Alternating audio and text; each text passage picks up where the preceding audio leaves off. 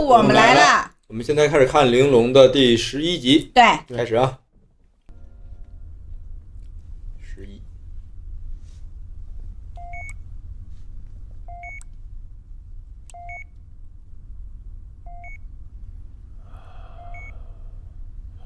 城主啊。高鼻梁。像老外似的。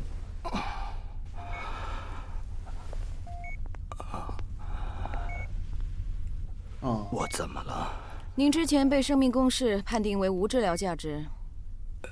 还是这女的。那我现在要不是马克队长及时带回这些药，您早就死了。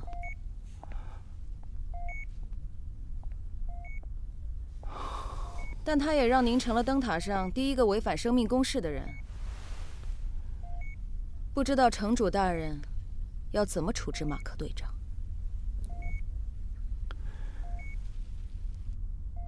他人在哪里？已对脊骨和目标进行了亚低温处理，脊骨状态稳定，没有检测到释放猩红素的信号。气管浅层的甲状软骨骨裂，但无大碍。已对颈外动脉和颈静脉进行了修复。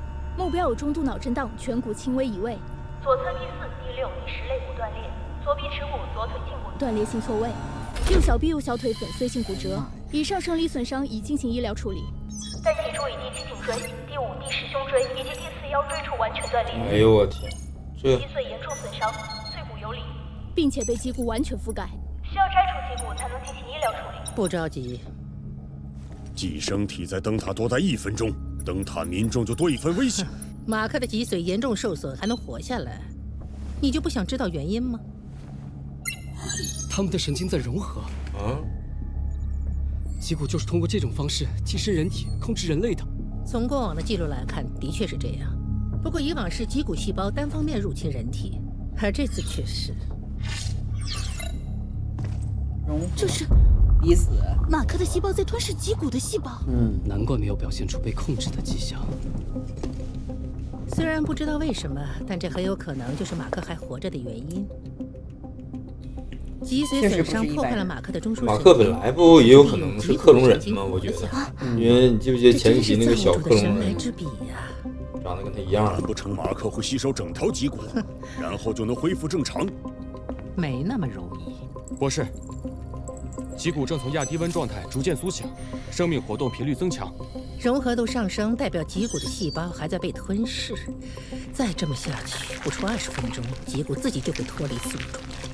怎么会这样？脊骨不是一旦寄生人体，就绝不会自己离开吗？你去吃肉，却发现肉要吃你，你不跑吗？没了脊骨的话，有道理。如果真的是脊骨在维持着马克的生命，一旦脱离，马克立刻会死。既不能让脊骨死，也不能让他离开马克。总算有个脑袋灵光的。加里博士，如果让脊骨成为马克的脊柱，对吗？你疯了吗？原则上来说，只要遏制住脊骨的主神经，就能让它失去自主活动的能力。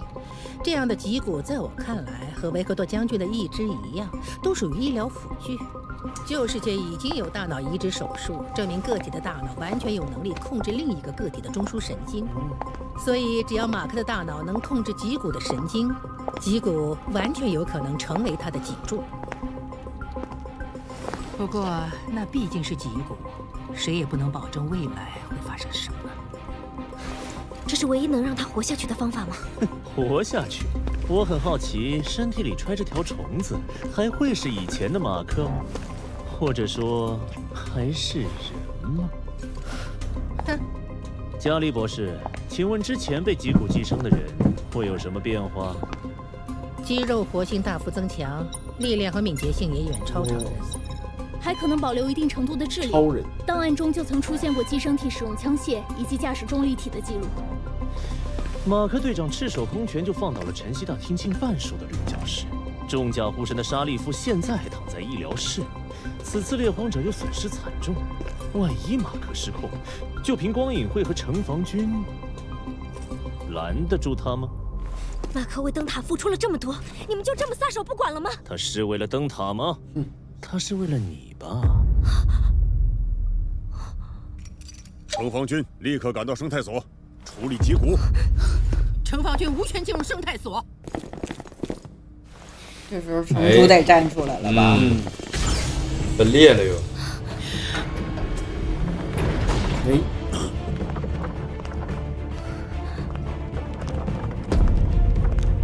城主大人，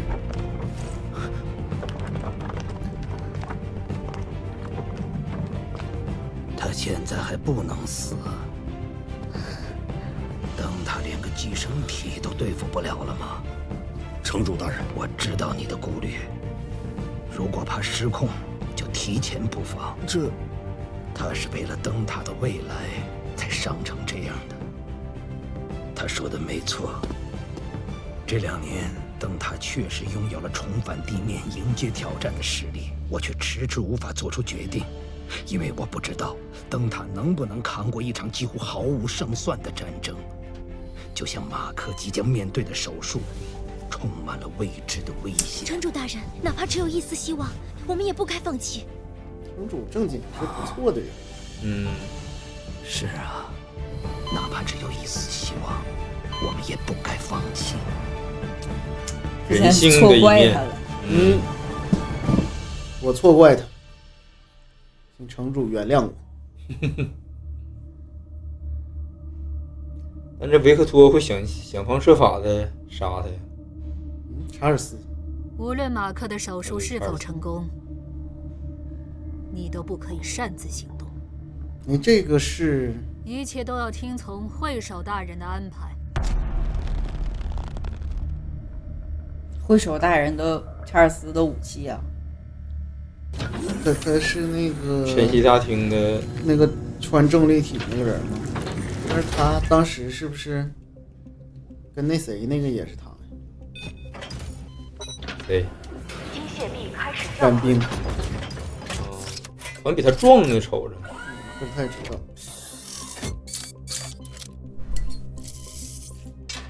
17、18、19、20，目标的心率、血压正常，血氧饱和度正常。另外，生命源质的检测有结果了。对比仅有的2次记录，目前目标的生命源质没有减少。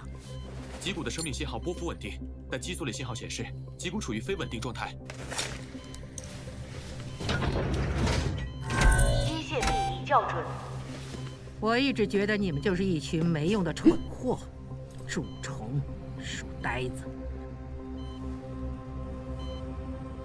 但我们现在只有20分钟，一旦脊骨脱离宿主，不光马克会死，在这密闭的空间里，如果脊骨释放猩红素，我们一个也跑不了。所以，拜托大家了。是。好话不会好说。实时监测并分析脊骨的活动。是。对目标进行麻醉。收到。麻醉脊骨啊。目标脑电已进入深睡步骤，肌肉已放松，应激反应已抑制，可以开始手术。撑开伤口。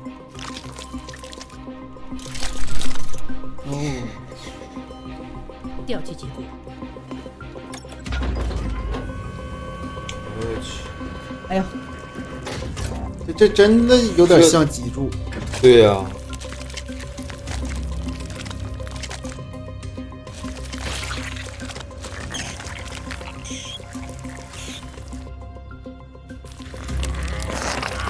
哎呀！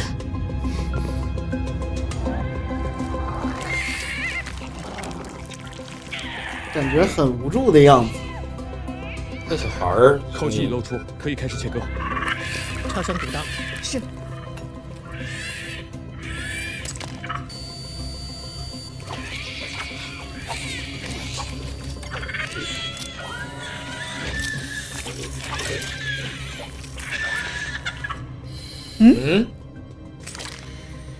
哎，他手动了，啊，神经呗，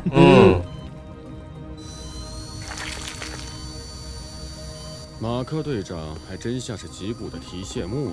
这次要是真的救活了，不知道以后是在跟马克队长说话，还是在跟脊骨说话。脊骨的应激反应指数开始上升。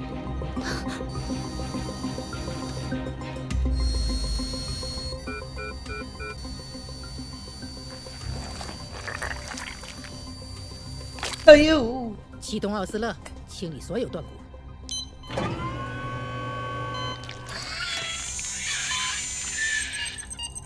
脊骨的应激反应指数还在上升。哎呦我去！哎呦！降级，指数开始下降。继续。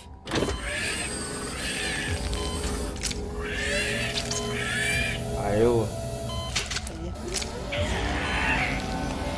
我都跟着他。哎呦！加利博士，加利博士，加利博士！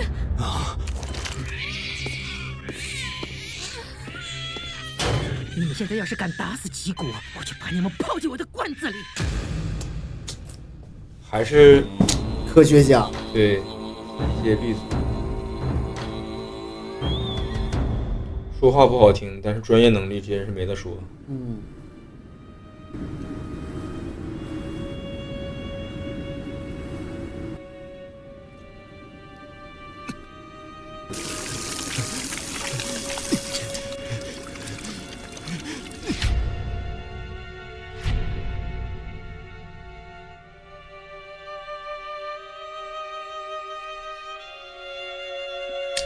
良心不安。被打的时候是马克救着他，然后他杀了。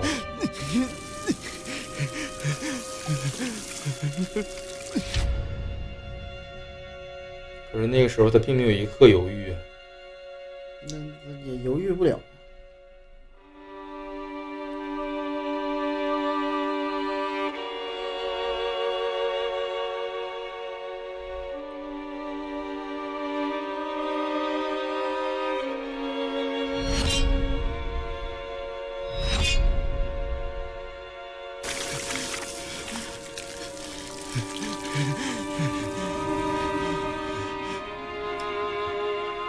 先把自己身上的这个血给洗刷掉，罪恶洗刷掉。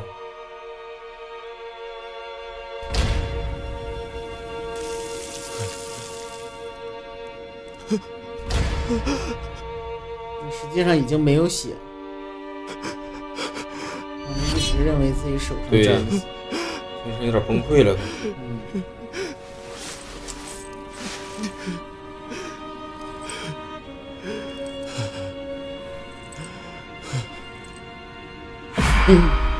吓一跳。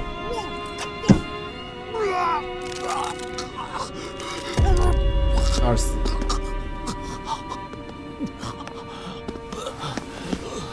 我会的。哎呦我，咋的了？收拾他了。准备拔出异物，凝血剂、抗生素、消炎药剂。不用了，简单处理。脊骨在强行脱离宿主，我们没时间了，想办法刺激他的指端，不要破坏身体结构。是。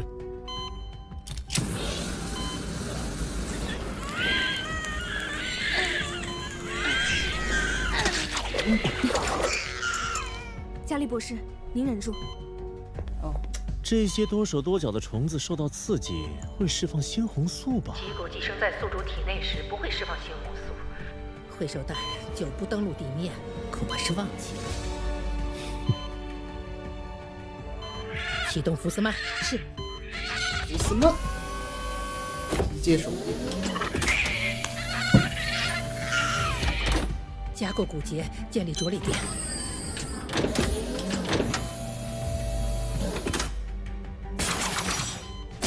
哎呀！哎呦！哎呀！穿骨去了。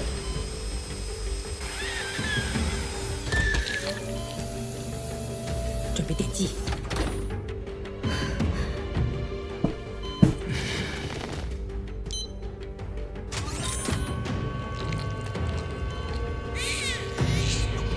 像小孩的声音。电针充的完毕，放电。没想到脊骨也会哭，说不定是马克队长在哭呢。只是听起来像爸爸。然后他说话吗？说啥？确实是人类的语言。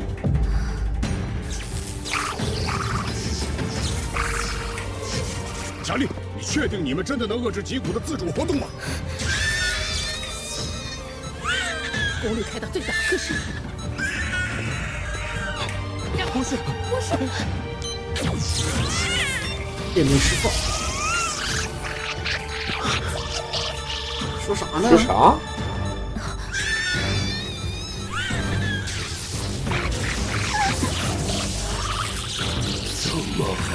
说的都去死吗？不是。目标血压上升，200、120。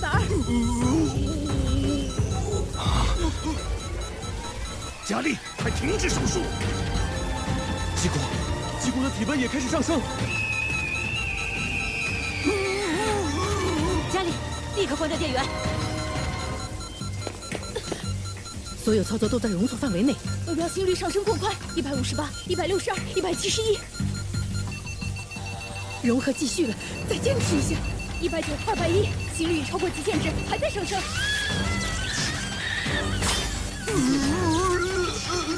快停下，他快不行了！快停下，他快不行了！再坚持一下，再等等。哎呦，佳丽，就差一点了，就差一点了。马上。哎呀，头掉了，脊骨没问题。哎，进去了。呐，哎呦，哇，厉害！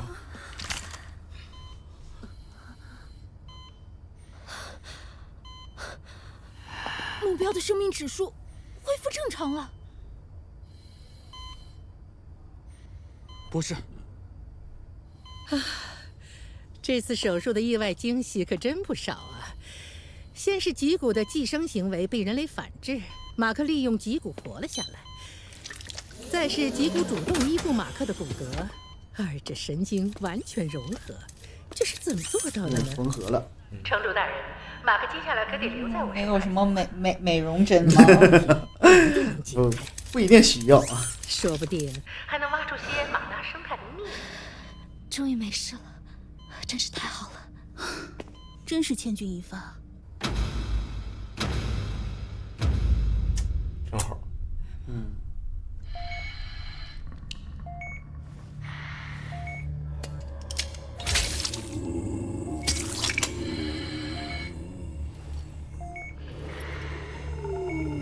这回揍他揍的。这个是被马克打。没想到会首大人料中了，只可惜马克还是活着回来了。喝光者大人，我已经尽力了，我真以为他死了。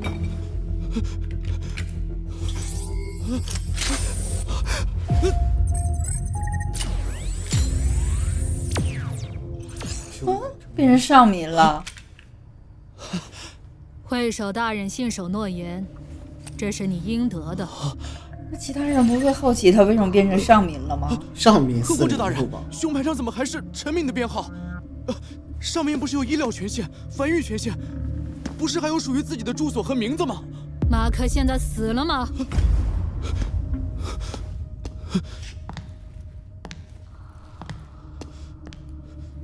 我看你是忘了那个长辫子的臣民是怎么死的了。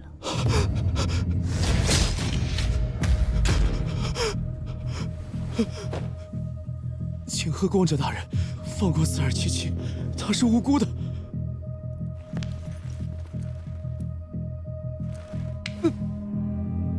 上明4068，你该关心的是马克能不能早点断气。只有他死了，你才能活着离开这儿，否则你在地面上所做的一切都会被一律惩处，绝不姑息。可不都是你们要我做的吗？哼，但谁会信呢？混蛋！这小子因祸得福，获得了一根坚不可摧的脊柱，但脊骨是否永久失去了自主能力，会有什么排异反应和后遗症，这还都是未知。目前仅仅是手术成功了而已。家里心情不错，马克会没事的。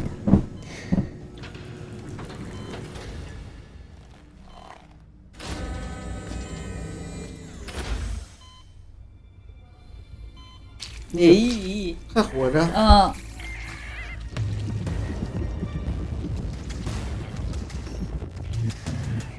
怎么回事？怎么了？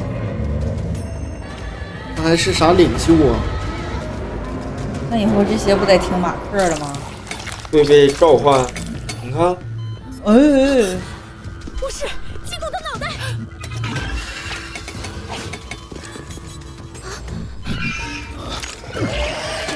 给我住手！你们这帮蠢货！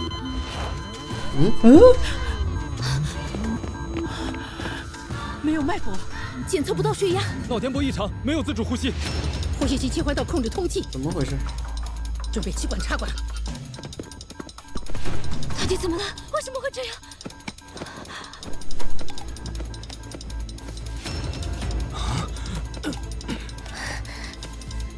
位置没问题。心跳开始恢复，目标试颤，除颤仪双向报200降2。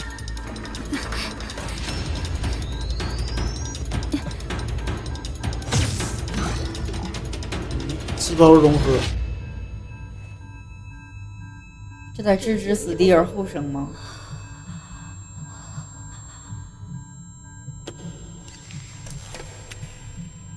哎。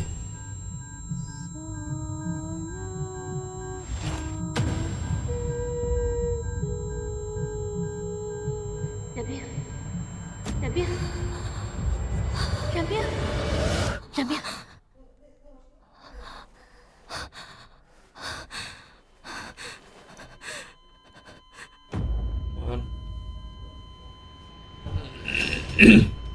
加利博士，马克队长已经……什么马克队长？他是第一个人类和马纳生态的嵌合体，你们不明白这代表着什么吗？肾上腺素！马克，你不能输！你不是从来都没有输给过马纳生态吗？你给我起来！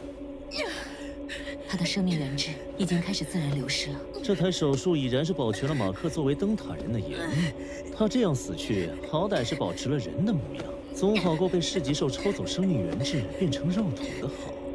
佳丽，算了，这个结果对他来说，也未尝不是一种解脱。是不是他跟那个脊骨兽共生了？是不是得那个脑袋在附他身上才能活呀？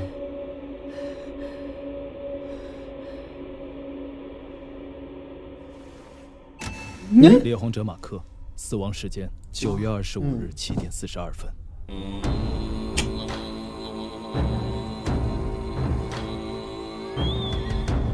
基于我对故事的判断，就是不会死。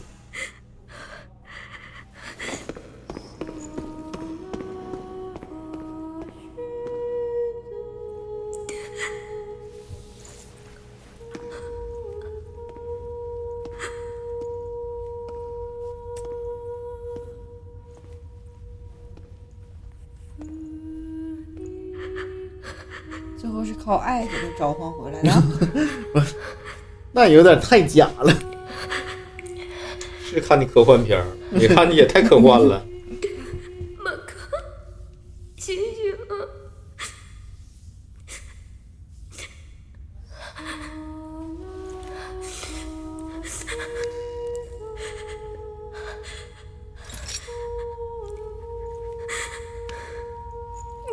你不是说要带我离开灯塔吗？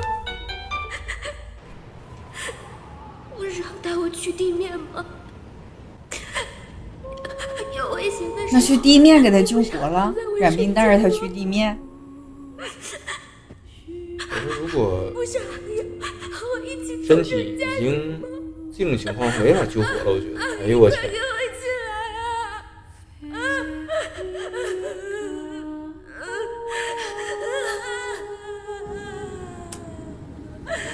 尤其两个人刚刚相当于确立关系，对，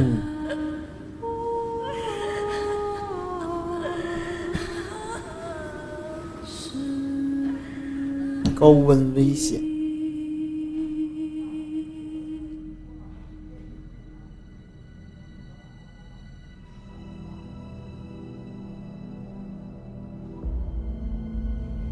放火里烧，他就复活了。你就别想活的事儿了，变成孙悟空。不是活，我觉得能活呀，我觉得不会死。就是高温危险是不是就是要火化呀？对，火化。然后他是不是就活了？就需要某种契机，是吗？一烧疼了。我是觉得他会活的。我觉得他可能会以另外一种形式活。另外一种形式。对，就比如说，你看，做火化嘛，就是假如说他的记忆，或者说他的一些能力、机能，就放到一个克隆人身上。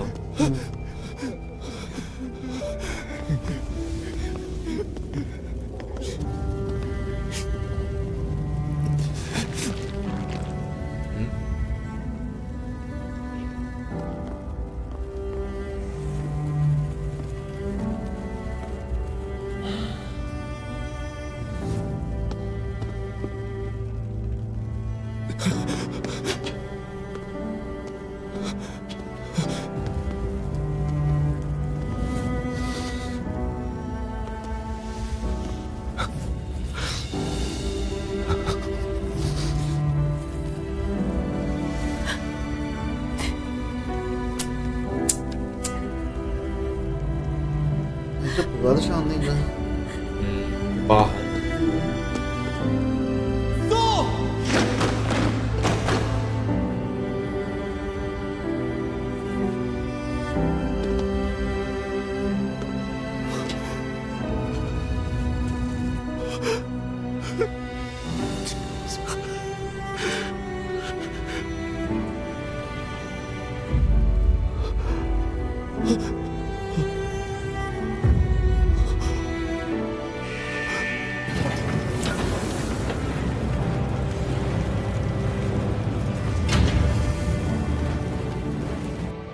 夏老大，一会儿见到红扣，提咱哥几个跟他道个歉吧。啊，所有那些人的毕竟二位能遵守约定，就算死了，我们这几个老家伙也是没脸见他的。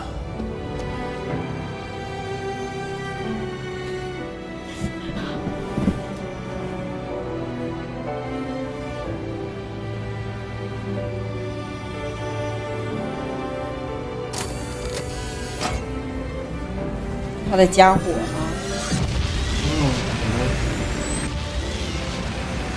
真少话了。这门不关吗？关。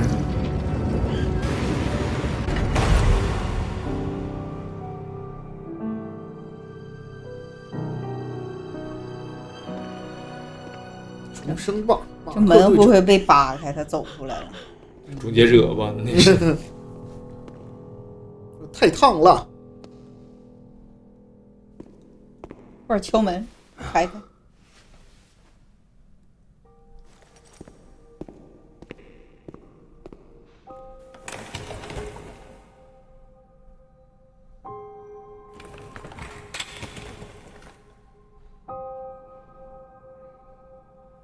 马克队长一死，谁去采集物资啊？哎，灯塔会安排的。反正跟我们陈明也没关系。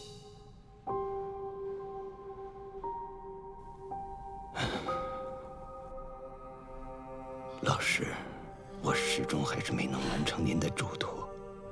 您把我们的希望留在了灯塔上，可他身上的秘密还没解开，就因为我而失去了生命。哦，他身上确实是有秘密。早点把世事三大法则的真正原因告诉他，也许一切都会果然是有秘密。对，有原因的。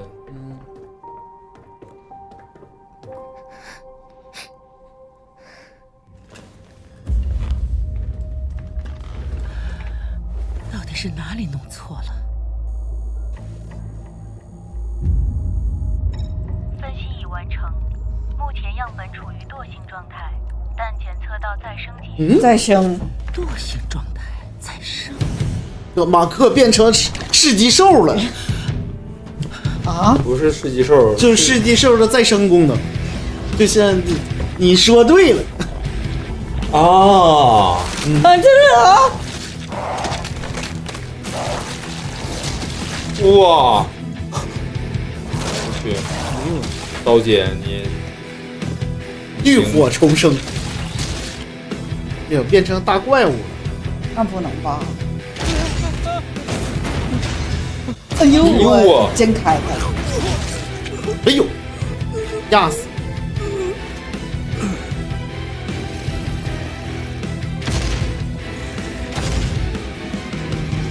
我！哇！这城主不会干掉城主吧？肯定是干掉了。就变成这种状态了。什么声音？闪边！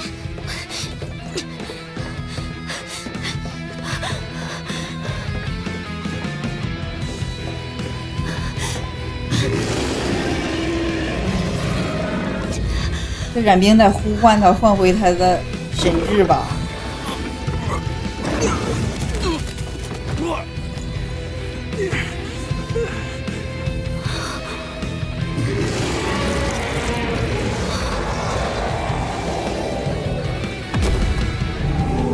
嗯，结束了。啥意思？会不会残存着一丝人性？不是他以后就长成这样了吗？那也有可能。不知道啊，不知道。如果那他和冉冰变成美女野兽了？哎，你还真别说，我现在算了。你先说啥我都信。我觉得你说的每一句话好像都实现了。有道理。你这个逻辑分析能力可以啊。非常可以。天天晚上半夜在被窝里在后边背梗。你就算算咱们啥时候能成功行不行啊？给条明路。我已经算过，要不然今天就别录了。行，就不行是吧？那就只能到这儿了。散伙饭。这一集就是最后一集了啊！好了，有的朋友说就剩没几集了，看完不行吗？那这个对于这个充电的粉丝们十分抱歉。今天就是最后一集了，哎，对不起。反正看这个，哎呀，我是那种通感特别强的人，就看他做手术的时候，我会跟着疼。我不知道你们会不会？那不会。对，是心疼吗？不是，就是在影视剧里，就是对，就他坐哪里，包括你看，我一直说我特别怕那种打针或者什么的画面，因为本身就会感觉和主人公会有同样的那种，就那个地方会不舒服。对。也会跟着疼。我们不会，我们应该就会，哎呀，就那么一下子。我也不哎呀，是吗？我是个正常人。正常人会哎呀？对，不一定。我是比较敏感的，你是正常的，你是迟钝的。那有可能。不过他如果要是这样式的话，应该就属于变身了。他就像是噬鸡兽，他永远可以再生。但是如果是这样的话，他一定会经过，比如说用一些药物啊，或者什么东西，可以恢复原状。